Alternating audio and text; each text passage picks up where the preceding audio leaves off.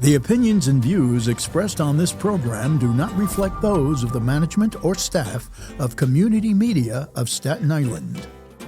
The Get Together is brought to you in cooperation with the Older Adult Center Networks and the Center for Lifelong Development, with funding provided by the New York City Department of Aging, and produced through the facilities of Community Media of Staten Island. Hi, and welcome back to another episode of The Get Together. This morning, we're going to talk about some of our favorite films, why they're our favorites, and how they became our favorites, and how we think about them. With us today, we have Beth Carroll, we have Carrie, and we have Mona. And we'll start this morning with Mona. So tell us about perhaps one or two of your favorite films, why, and how they left an impression on you. I'm impressed by most films, but there's one that stuck out in my mind, and it's over 20 years old. The name of the film was The Truman Show. And the reason it stuck out in my mind is because it was entertainment, but it was making a statement that was before its time. So for those of you who are younger, The Truman Show with Jim Carrey, who was a marvelous comedian, was a very serious show because they hired him to be an actor to depict someone who was doing a reality show. And he was told what to do, but he had trouble separating reality from what they were telling him to do. So it really impressed me about the meaning of reality. Whose reality is it, after all? And the reason, thinking back, I feel it's so important, is it was almost science fiction.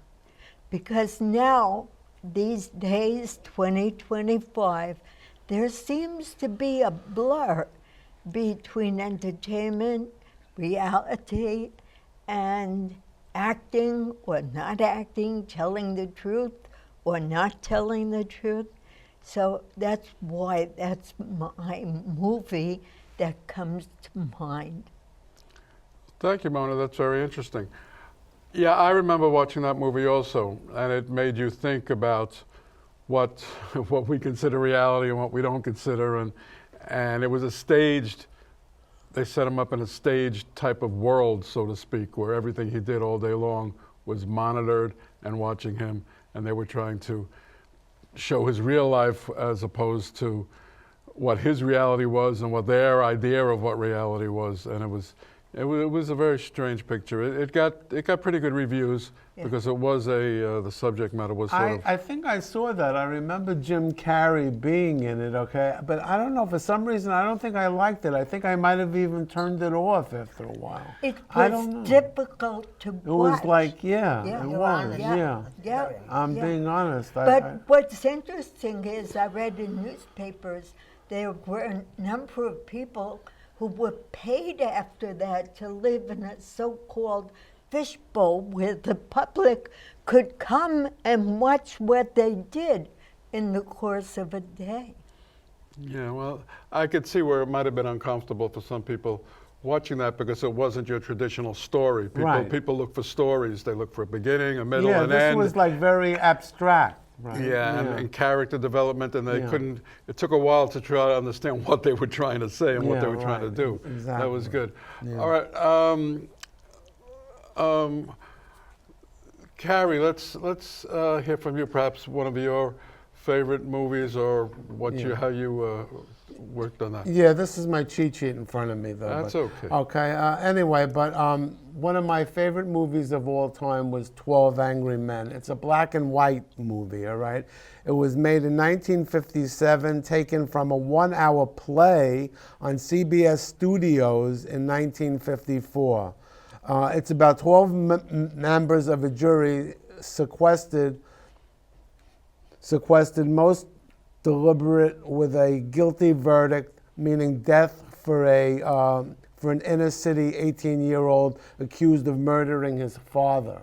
Okay, it had some actors that I'm sure you've all heard of: Henry Fonda, Lee J. Cobb, Jack Klugman, Ed Begley, Martin Balsam, Jack Warden, E.G. Marshall. Anyway, during the course of, and it's done basically in one room, in a in a jury room where they're deliberating. Okay, and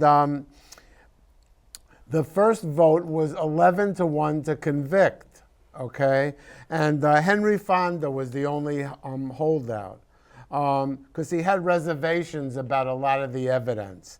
All right, but some of the jurors, I mean, some of them.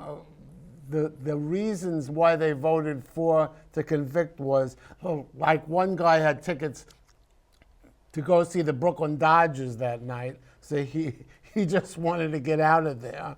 And then there were a few other people that had racial biases, and then the one that held out the last, he had a real situation with his son, which I could relate to, but anyway, and that's why he felt it mandatory to convict this kid, but he finally changes.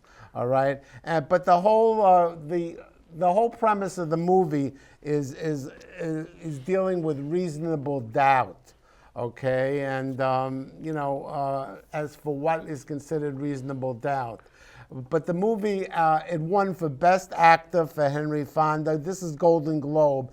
Best Motion Picture, Best Director Sidney Lumet, and Best Supporting Actor Lee J. Cobb. And I mean, it was just really tremendous. I loved it. I must have seen this movie about 4 or 5 times, and it was just So really. each time it's on, you make sure to Yeah, see I it. try to, if I can catch it, I'll What was your main attraction to the movie? The dynamic tension of the the dynamics of all the tension of all the men. No women in them. No women on the jury. Right, so that was basically the tension and how Yeah, they the interacted tension. with each other. Yeah. And how they reacted. Okay. Yeah, absolutely. All But right. it was. No, I really remember great. that movie. I think I'm not filming. I think a lot of us saw that. All right, the clock just started again. Okay. All right, now, Beth Carroll, tell us a little about perhaps a movie or two that really impressed you and left an impression on you over the years for your movie watching experience. Well, I liked Mame with Lucille Ball. And the reason I liked it, it was about a paternal aunt that she took everything. She said shrug it. She never get mad at anything, but she was flamboyant and funny. And it was about her nephew and her. And I'm into like an aunt and really aunts and So nieces. the That's relationship that she developed with these other characters is what impressed you in the movie and what drew you. You're still interested in those type of things. I play it again and again and again. Certain songs I like, but I'm not usually into comedies or musicals. But Lucille Ball was a comedian and an actress, and it interests me. Right. And anyway, I grew up. My mother used to say I was born watching the Lucy Show. We did that as a family. You know, Yeah. there's a Lucille Ball Museum upstate New York. I know about that. I know Right, about. right. Yeah. Well- She was so funny because she was funny, and I'm not into funny. I don't know, but this movie, I love the songs and I love the attitude of the aunt. The way nothing bothered her, but she didn't like bigots or snobs, and the nephew was gonna marry someone like that, but he did not. He married a maid that worked there, and she's always, you see her starting with going on trips, and then at the end, the nephew says, "Well, Auntie Mame, you're off again." And she took her great nephew, that was the nephew's son, I think his name was Peter, and you know, and I liked it because it was not really that funny. One Right. part wasn't funny. It was when her husband died, but that was not. Yeah, well, my some of thing. us like movies because of the main characters, and like Lucille Ball was one of your favorite actresses, and her. We watched it as a family. My parents and my Right, brother. right. We watched it as a family thing. So it was about relationships that drew you to that movie and really impressed you about how that worked. That's right. Keep in mind, comedies are based on the problems that humans have. The things that are seriously wrong become funny. Yeah, and sometimes family situations become funny in themselves. Like they say, you can't write that kind of stuff, you know, Yeah, just how families react to Right. each See, other. Pat- and yeah, and you Pat- couldn't write them if you wanted to. You couldn't make up some See, of these Pat- yeah. family situations. Patrick's father, you just see a picture from photo, and he looked like not such a nice, sweet person. And then he dies naturally, and Lucille Ball says, "Oh, my poor late brother." And then she's having a party and celebrating, and people there that are her friends that she had never met yet, and that was interesting. And I agree with her. She should be a little more serious, but I liked it very much because she was not at Thank all you, Beth serious. Carroll. That's very interesting. Except for Patrick was going to marry a snob, and he didn't. That part I liked. Okay. As for myself, I watch a lot of movies, and I've always watched a lot of movies. And one of the main people that I always admired was a director of movies. So I would talk about a couple of his movies. Was Alfred Hitchcock. And I went to, when I was in college, I took a course on his movies, and they discussed them and everything. And he was called the master of suspense in his career. He was born in 1899. He passed in 1980. He directed over 50 feature films with lots of people, and he had a unique style and a unique way of telling stories. And I think, and that drew the actors to him. People like Cary Grant, Grace Kelly, Henry Fonda was in a good deal of his movies, Raymond Burr, and a lot of actors, best guy. And he made pictures during the silent era, and then he made pictures in the 30s, the 40s, the 50s, the 60s, right through the 70s. He had done a lot of work in England because he's originally from England. His original silent pictures were all in England, and then he started making them in the 30s. And then Hollywood came calling in the late 30s, early 40s, and he made some very good pictures here, Alfred Hitchcock. One of the pictures that I really enjoyed for him, one of his early pictures, with 1951, he made a picture called Strangers on a Train. Yeah, that was And that was a very interesting picture. And it was a suspense picture. It was about two gentlemen who meet on a train, and one is sort of a psychopathic character, and the other is a supposedly normal person. And the psychopathic character wanted to get rid of his father, murder his father, and he suggested that he and the regular person on the train, who's a tennis player in the movie, exchange murders. Where he would murder somebody for the other person would murder somebody Right, for I him, remember that, yeah. and you couldn't solve them because they had no connection with each other, and they wouldn't know who they were. And the sane person, the tennis player, was sort of, he was trying to dismiss him, but the other one took it more serious. And one murder took place, and the other murder almost took place.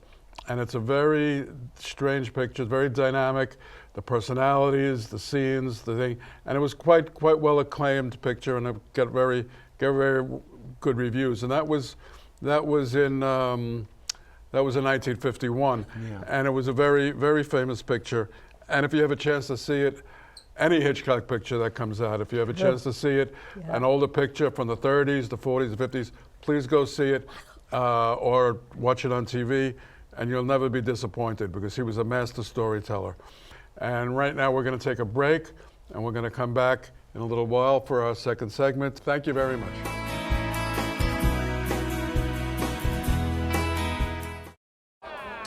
Your life sounds pretty great. don't let a buzz ruin it.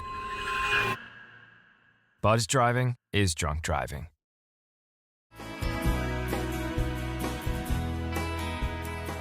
Welcome back to the Get Together for our second segment on films today that we're going to speak about, films that gave us lasting impressions, films that we liked, and perhaps some of the reasons why.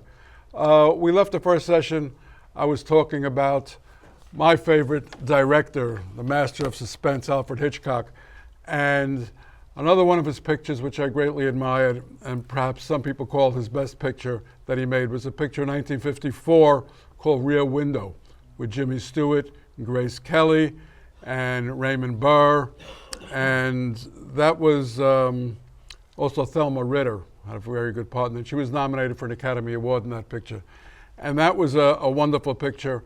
Also, a very suspenseful picture about a photographer who was laid up with a broken leg, sitting at his window in his apartment, overlooking a courtyard with apartments across the way, and watching the different things going on in the different apartments, all the vignettes that were happening with all the neighbors. And one of them was a murder that took place. And he got to witness the aftermath, and the character Raymond Burr taking suitcases away late at night after his wife sort of disappeared. And that was a very, very suspenseful picture. Got rave reviews, did very well at the box office, and some considered his best picture ever. So again, if you ever have a chance to see a Hitchcock picture, whether it's one he made in the 30s, 40s, 50s, 60s, or 70s, please watch it. And you can see them occasionally on things like TCM, the different streaming channels that you have, YouTube, wherever you get your movies these days. And you won't be sorry, because he was an innovator, one of the first original, and a lot of the pictures that came after him in the 70s, 80s, 90s, up to today, use a lot of his techniques and used him as a study guide for that. But with us now, we have some new folks on our panel. We have our friend Ruben, we have Myrna, and we have Andrea. And we're going to start with Andrea. Tell us perhaps a movie or so that you really liked that left an impression on you. Yes, well, I'm going to keep it light today and talk more about romantic comedies. And also some of them have music attached to them. One of them, a more recent film, was La La Land, which almost won the Academy Award in 2016. That was the movie that was announced, and then they said, no, no, no, it was Moonlight. But for me, it was always La La Land. That's the movie that talked about the movie industry in Hollywood, had Emma Stone and Ryan Gosling, and that's where we got the song Another Day of Sun and City of Stars. And just seeing them, the interaction between them, and learning about how hard it was to break into the movie industry. That's a really good one. And another romantic comedy that I liked was The Proposal, which starred Sandra Bullock and Ryan Reynolds. She was a book editor working her way in New York, doing great, but they tried to deport her because she was Canadian and she hadn't updated her visa and her papers. And she went to Alaska with Ryan Reynolds, and they pretended to be a engaged couple. That was a hysterical romantic comedy. And the third movie that I really like takes us back to 1992, is a sports movie, A League of Their Own, that had Madonna and Gina Davis and Tom Hanks, about the Women's Professional Baseball League in the 1940s. So those are three that I have loved over the years. What would you say would be the common thread, if there is one, between all those movies? Is it just the lightheartedness of the movies, the script, the interplay between the characters? What is the common thread for you in Really, those all pictures? three, and the fact that it was female characters who were your main characters. I find I identify with that. So that aspect brought them all sort of the same Yes. type of thing for you, and that's the you have a lasting impression based on those. That's interesting. For that, thank you, Ruben. Tell us perhaps a movie or so that you have a lasting impression of, and why it gave you that lasting memory. Well, the first movie that I want to discuss is Now Voyager. It was made in 1942. That starred Betty Davis, and Paul Henreid. And I don't know if some of you remember the storyline. It's Betty Davis plays a character. She plays a young female in her 20s, probably late 20s, whose head is really messed up because of her interaction with a very domineering mother.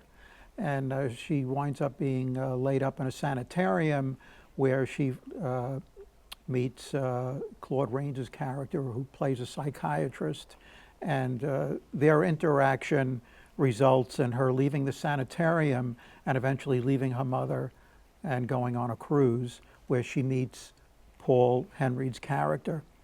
I don't want to go into the rest of the movie, but the thing that struck me about the film was that her character, a lot of us can relate to in terms of having domineering parents or a domineering sibling. I think a lot of us can relate to that. The other thing that appealed to me about the film is the depth of the characters, the way that they're developed, which is something that unfortunately you don't see very much anymore in movies that have been made over the last 20 or 30 years. Also, when that film was made, there weren't a lot of pictures being made like that, where they were sort of getting into the mind of the person, Right. the psychological Right. aspect of it. I mean, it wasn't a comedy, it wasn't a musical, it was something, it was a deeper movie, and it was, from how you're describing it, it seems like it wasn't a common type of movie that was being made back Right, then. some people might say that it's some sort of, that it's possibly a romantic film, but it really doesn't end up, being as romantic as you thought it might be. But there were a couple of famous segments to the movie. One is Paul Henreid's character, the way he lights cigarettes. He lights 2 cigarettes at a time, which became a very famous His scene. trademark? And his trademark. I know whenever he was interviewed, later on, he was always reminded about the 2 cigarettes. I don't remember, did he smoke them himself, or he gave one to the He other gave partner? one to Betty Davis, Oh, right? okay, He would light up 2 cigarettes and give one to her, Okay, which is a instead very of- famous scene in the Okay, film. okay. And then the ending, Betty Davis has that famous line, which I know I'm going to mess up, about we don't need the moon when we have the stars, something like that. But anyway, the film is in the Library of Congress, and I think it's the top 100 films listed in the American Film Institute. So that's probably my favorite film. Another film, I'll mention it briefly, Alfred Hitchcock Theme. For months after it was released, I did not take a shower, and that was Psycho. And for those of us of a certain age, we remember that one particular scene where Janet Leigh is taking a shower, and Anthony Perkins' character comes. We don't know it's Anthony Perkins. We just assume it is. Comes up in the shower and. Yeah, that was a very famous scene, and a lot of us remember that, and that was, audiences shrieking when that came out. And I had read somewhere, I think further on, that the soap companies were very upset with that because their sales, like you couldn't take a shower for 6 months, they weren't selling a lot of soap after that. Let me tell you. Because people weren't taking showers, so you were not alone. To this day, I remember that one scene like I saw it yesterday. What year was that movie filmed? 1960, I believe it was. Well, the 60s must have been that era, because did you ever see Wait Until Dark? It's about a young blind woman in New York City who is being psychologically tortured because they think whatever it was, but the scene was in Audrey that Hepburn, movie, correct? right? Audrey Audrey Hepburn, Hepburn. right? She plays a Where young blind she girl. realize she finally catches on to what they're doing to her, and she makes sure that all the lights in her apartment are off, so it leveled the field. And then just as they're about to stab her or get after her, she opens the refrigerator door. Everybody in the audience shrieked because she blinded them with the light. Right. And So remind me, you're who thinking- was that character who was after her? What was? Alan Arkin? Oh, Alan Arkin. See, I right. can retain Okay. things. But then another movie I really, really liked, The Thomas Crown Affair. the original edition. And it was the music, when they start with Windmills of the Mind and the different photography, because they were experimenting with multiple screens, and the action. And there was no dirty words in it, which is very rare in today's movies. And the interplay between Thomas Crown, was Steve McQueen, and Faye Dunaway, the inspector. There was such a dynamic pull between the two of them. Yeah, it was all about seduction, that movie. Yeah, they were seducing each other. Right. They were seducing The audience. They were seducing the audience. They were being seduced by money in the picture. She was Right. an insurance Right. investigator who was trying to, he was the thief, and she wasn't sure he was, and or she had good idea he was, and he wasn't sure what, and they ended up sort of falling for each other and having to Right. admit their secrets to each other. And on a lighter note, did anybody ever see Bell, Book, and Candle, which is about the witches of New York? did. Right. And I think one of the greatest line in a movie, Jimmy Stewart's character is explaining to his former girlfriend, very wealthy, who is tormented by his current girlfriend in college. And he says to the former girlfriend, "Darling, she's a witch." And the former girlfriend turns to him and says, "Darling, you're spelling it wrong." And Yes. it was so nice not to hear curse words when you Well- can get your point across other ways. Well, that was in the late 40s or the early 50s, 50s, in the middle 50s. And of course, you couldn't use the B word, so to speak. Right, there, but so they, I just they loved the way they got they said it. They got the point across, and you might as well have said it because people knew what you were talking about. But the Right. way the movies went with the censors and how they wanted to present things, it wasn't really for the movies, so to speak, to use that language. You know, the theaters, unfortunately, are suffering because people aren't going to see a lot of movies in person since COVID. Things sort of have changed, and the industry is changing also. You know, you can also DVR a lot of movies if you know that something's going to be on a week from now or 2 weeks from now. You know, you could set your cable box and DVR it. I've DVR'd a number of films. You're talking about movies that you want Right. to see. I've DVR'd films that I do not delete because I want to keep They're them your because I know. library. Right, I'm basically creating a library of certain films. Yeah, well, I'm still waiting. I think I DVR'd, I forgot the movie. But it was a movie that came out in the 40s or 30s, and I'm still waiting to see it. So maybe one day before. But you know what I'm well, afraid I'll of, though? I'll While be we're able to- still young. I have this image of the movies. Sometimes I think if I see them again, I'll go, "Oh, what did I see in that?" It would take away some of the magic that I still remember from them. Yeah, on the contrary, if you get to see a movie again and you see it multiple times, you see things that you didn't see before. Yeah. Particularly if you've seen them many years ago. Now you relate to it, you've changed. The movie hasn't changed, but you see it differently, so it is a very good thing.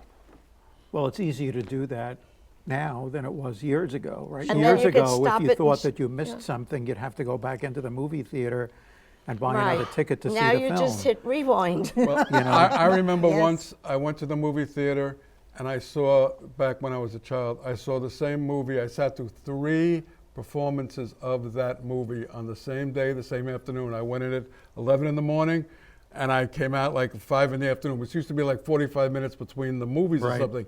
And they didn't throw you out. It was a Hard Day's Night, the Beatle movie, because the first time I saw it, it was like another language. I couldn't really, they were speaking British, and I couldn't catch That was everything. hard enough I was to- 12 right. years old, watching the music, They watching didn't the have Beatles. subtitles. The second time Yeah. I watched it, I heard the British accent again. I started figuring out some of the words. And by the third time I watched it that same day, the songs I knew. But by the end of the third day, I was able to almost speak British. Right, we the can third go on and the on third movie. again, but no, that's our time is running short. No, well, it is short, like our memories sometimes. And I'd like to thank everybody for coming today to be on our panel. And would like to thank our audience for putting up with us and watching us. And hopefully we'll see you again soon on the Get Together. Thank you very much.